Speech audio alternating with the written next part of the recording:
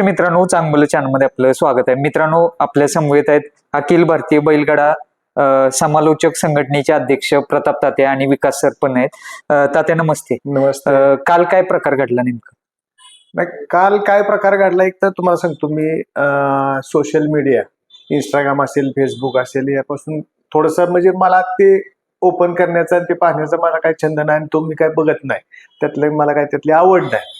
पण हा कालचा जो प्रकार काय घडला, तुम्हाला जरा थोडंसं बैल मालकांचे फोन आले की त्या नक्की काय विषय झालेला आहे. त्याची मी पूर्ण परत एकदा त्यांच्याकडूनच माहिती घेतली की काय विषय आहे.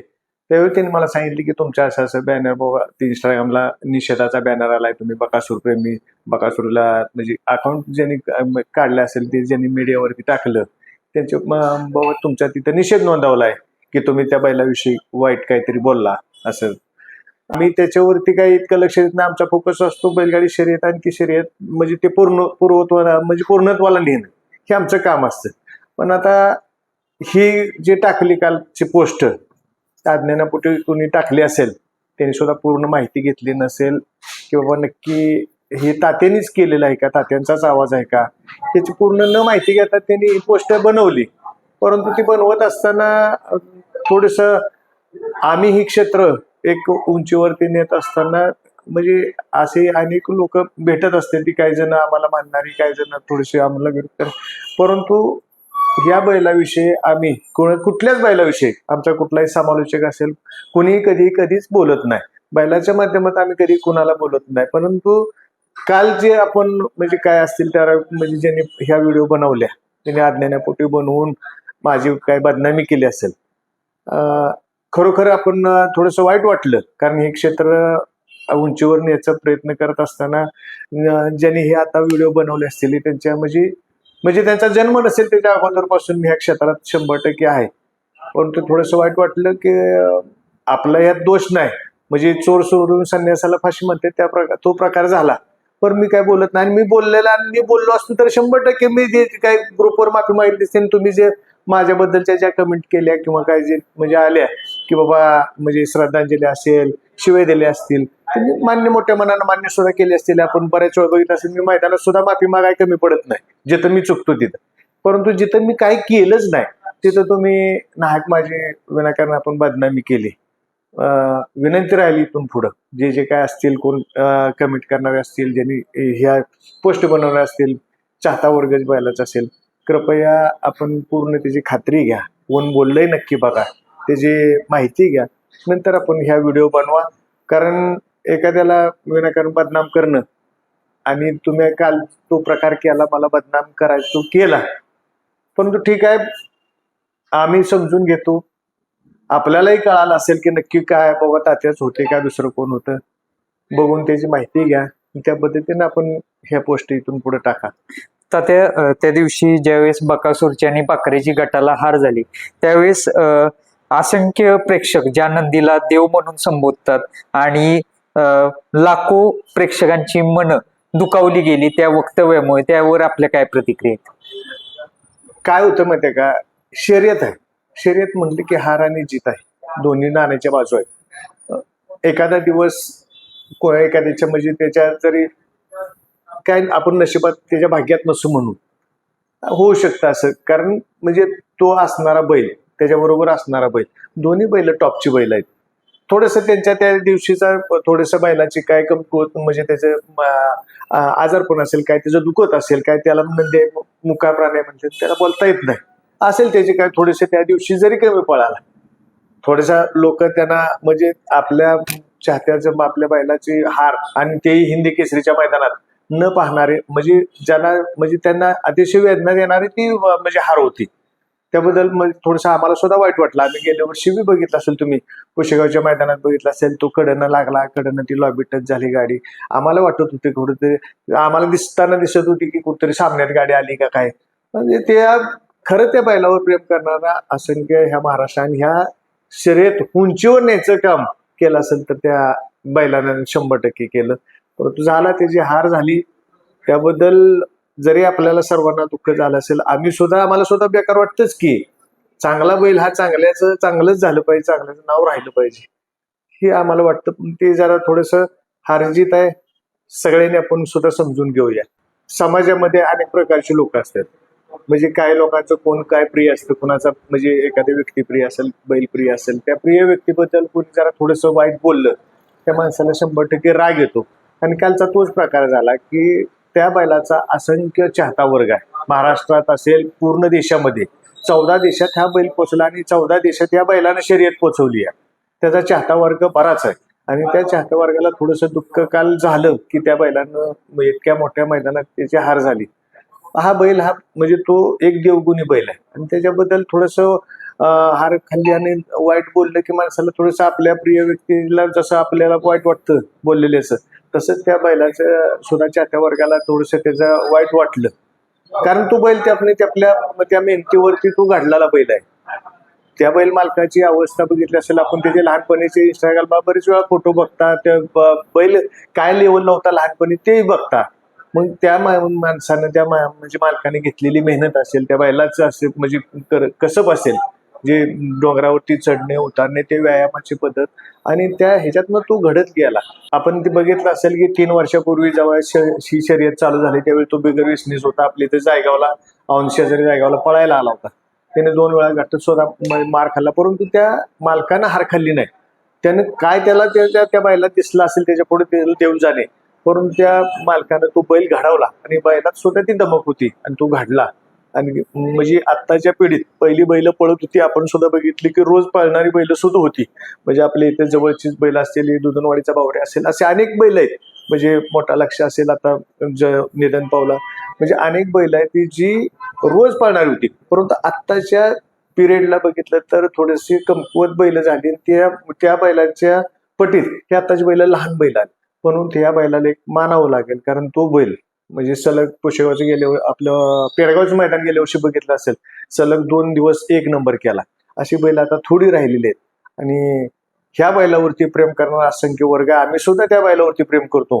त्याच नाही परंतु सगळ्याच बैलावरती आम्ही प्रेम करतो आणि कुठल्याच बैलाविषयी आम्ही हा समालोचक आमचा बोलत नाही, एवढी या ठिकाणी पूर्णपणे आपल्याला खात्री देतो. काल मी इंस्टाग्रामला पोस्ट पाहिली तुषार दादा आणि अमोल मोठे यांच्या चॅनलवरती. काय नेमकं घडलेलं? काय होतं, एकतर ही मी सोशल मीडियापासून थोडासा लांब असतो, परंतु आता ह्या पोस्ट ज्यावेळी पडल्या त्यावेळी म्हणलं आता नक्की ह्यातला अभ्यासू म्हणलं तर थोडेसे युट्यूबवाले आपणच सर्वजण, म्हणून अमोल मोठ्यांना फोन केला मी, तुषार तुम्हाला फोन केला की नक्की हा काय प्रकार. आणि मला म्हणजे ती मस्त म्हणायची की तुमच्या त्या ह्या पोस्ट पडलेत आणि तुम्हाला ते कमेंट येत आहेत, काय होत आहेत, पण ती मला बघायलाच येत नव्हती, त्यामुळे मी ते बघितलं नाही. म्हणून मी अमोल मोठ्यांना तुषार तुम्हाला सांगितलं की जरा तू आपल्या माध्यमातून थोडंसं लोकांना हे सांगा की बाबा हा आवाज तात्यांचा नाही किंवा समालोचकाचा कुठल्याच आवाज नाही, असेल कोण त्याचा आपण तुमच्या पद्धतीनं तुम्ही तपास करा. पण विनाकारण एखाद्याला बदनाम करून आपण जे हे वक्तव्य केलं आणि जे पोस्ट केल्या त्याच्याबद्दल थोडंसं वाईट वाटलं. परंतु आपल्याच माध्यमातून आता आपण सांगाल की मी हा खरंच समालोचक ह्यात कोण नव्हता, हे आपण या ठिकाणी ओळखून सांगाल असं मला वाटतं. धन्यवाद दादा. मित्रांनो, विकास सर आहेत आपल्यासमोर. सर नमस्ते. नमस्कार. काय सांगाल काल जो प्रकार घडला त्याबद्दल? बैलगाडी शर्यत क्षेत्र, या शर्यत क्षेत्राला बोलण्याच्या माध्यमातून उंचीवर नेलेला घटक म्हणजे हा समालोचक. कारण समालोचकाचं काम पाहिजे तर हे बोलण्याचं काम आहे. आणि त्यामध्ये बैलगाडी समालोचनाला ज्यांनी सुरुवात केली ते आदरणीय अध्यक्ष प्रताप तात्या, आदरणीय सुनील मोरे सरकार, या दोघांच्याकडे पाहून अनेक समालोचक तयार झाले. पण समालोचक तयार होत असताना ह्यांनी जी एक पद्धत केलेली आहे की काय बैलगाडी शर्यत क्षेत्र बोलकी झाली, बोलकी झाल्यानंतर काय बोललं पाहिजे आणि काय नाही. ज्या वेळेला बैलगाडी शर्यत म्हणजे आम्ही यांची ऐकत होतो बोलत असताना, त्यावेळेला आम्ही नेहमी ऐकायचो की प्रेक्षकांना एक शिस्त लागली पाहिजे. मग प्रेक्षकांना शिस्त लावत असताना बाबांनो एखादी गोष्ट चांगलीच असते, बोलत असताना चांगली गोष्ट वेगळ्या पद्धतीने समजावून सांगावी लागते. मग त्यामध्ये आम्ही बोललो प्रेक्षकांनी इकडे या तिकडे जावा, उगाच एकदा मिळालेल्या जीवनाचा आनंद घ्या, बरोबर ना, अशा काही गोष्टी विनोदवारी पण घेत असतो. कारण लोकांना ते समजलं पाहिजे, कळलं पाहिजे, लोकांनी ते त्याचं म्हणजे जाणीव त्याची झाली पाहिजे, त्यासाठी ही बोलत असतोय. पण बैलगाडी शर्यत क्षेत्रामध्ये आतापर्यंत जवळपास एक 17-18 समालोचक आहेत. समालोचकांनी कुठल्या नंदीबद्दल वाईट वक्तव्य केलंय असं कुठं झालं नाही. कारण समालोचकाचं आज जर घर बघितलं तर त्याच्यावर चालते त्या शर्यत क्षेत्रावर. मग शर्यत क्षेत्रावर चालत असताना तो शर्यत क्षेत्रातला सर्वात महत्वाचा घटक आहे तो बैलगाडी मालक आणि तो बैल. मग त्या नंदीला नाव ठेवण्याचा अधिकार समालोचकाला नाही का तर नाही. आणि जे काय प्रकार झालेले आहेत आपण पाहिलेलं आहे, त्यामध्ये आवाज जरी पाहिला तर समालोचकाचा नाहीये. कारण समालोचकाचं ट्युनिंग वेगळं असतं. बैलगाडी शर्यत म्हटलं की ते ट्युनिंग वेगळंच राहतं. तर त्या ट्युनिंग मधला तो आवाज दिसत नाही, आवाज ऐकायला येत नाही.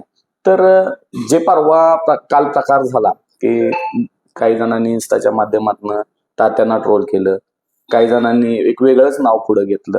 तर मला एक म्हणायचंय, 100% तुमची जी गोष्ट आहे, जी तुम्ही ट्रोल केलेली गोष्ट आहे ती अज्ञानातनं झालेली आहे.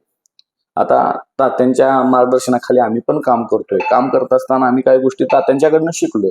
त्यामुळं तात्यांच्या माध्यमातून हे वाक्य येईल हे आम्हाला पण म्हणजे अविश्वसनीयच आहे. आणि ते त्यांनी केलेलं नाही हे आम्हाला पण माहिती आहे. पण लक्षात घ्या, काही गोष्टीला तुम्ही अज्ञानापोटी केलेलं आहे मी म्हणतो. आणि तात्यांनी आज आम्हाला अभिमान आहे की आमचे अध्यक्ष ताते आहेत की यांच्याकडनं काय शिकायला मिळालं. जरी स्वतः ट्रोल झाले तरी अजून ते त्यांना सांगतायत की ठीक आहे बाबा मी ट्रोल झालोय, 100% तुम्ही केलेलं आहे पण अज्ञानापोटी केलेलं आहे. तर इथनं पुढं असं कोणी होऊ नये, असं कोणाच्या बाबतीत तुम्ही करूच नका. म्हणजे जरी माध्यमाच्या बाबतीत मीडिया फास्ट जरी असली तर मीडियाला काहीतरी खरं काय आहे हे पहिलं माहीत पाहिजे.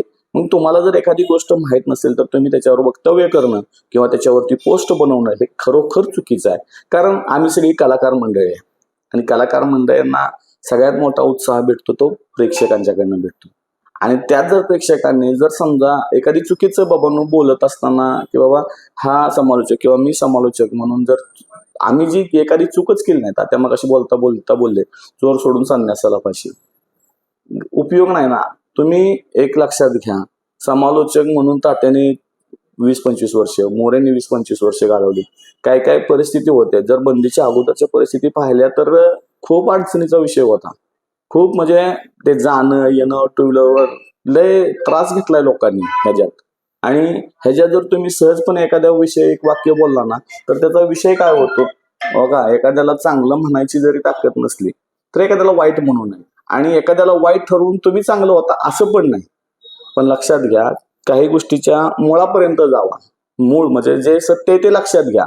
आता मी म्हणेन, मी इन्स्टावर जेवढे आहेत ना फॉलोअर्स त्या सगळ्यांना म्हणेन, किंवा इन्स्टावर ज्यांनी बाईट टाकलेले त्यांना पण म्हणेन, रील्स टाकलेले त्यांना पण सांगेन, एक लक्षात घ्या, आपण सहजता त्यांच्याबद्दल बघून बोलला तर माझं म्हणणं आहे त्याच इन्स्टावाल्यांनी त्यांच्याबद्दल दुसरं वाक्य टाकावं किंवा दुसरी रील्स टाकावी आणि सांगावं की ह्यातले समालोचक नव्हते, आवाज दुसऱ्याचा आहे. कारण आम्ही काही कमेंट पण पाहिलेले आहेत, काही जणांनी टाकलं असेल भावपूर्ण श्रद्धांजली. पण मी एक सांगू का तुम्हाला, भावपूर्ण श्रद्धांजली टाकली ना तर तुम्ही आमच्या तात्यांचं आयुष्य वाढवलं. त्याबद्दल तुमचं मनापासून पहिल्यांदा धन्यवाद. आणि दुसरी गोष्ट, तात्यांनी जे केलं नाही ते नाही केलं तर नाही केलं. आणि दुसरी गोष्ट, आता इथून पुढं या बैलगाडी शर्यत क्षेत्रात काम करत असताना, तुम्ही शर्यतीचा आनंद घेत असताना, तुम्ही फॅन्स आहेत म्हणून ही शर्यत आहे. जसं बैलगाडी मालकामुळे ही शर्यत टिकून आहे, मग सामान्य असो मोठे असो कोणी बैलगाडी मालक. आणि सामान्य मोठा हा तुझ्या भाऊच नसतो, ज्याचा बैल आहे तो बैलगाडी मालक हा या बैलगाडी शर्यत क्षेत्राचा केंद्रबिंदू आहे.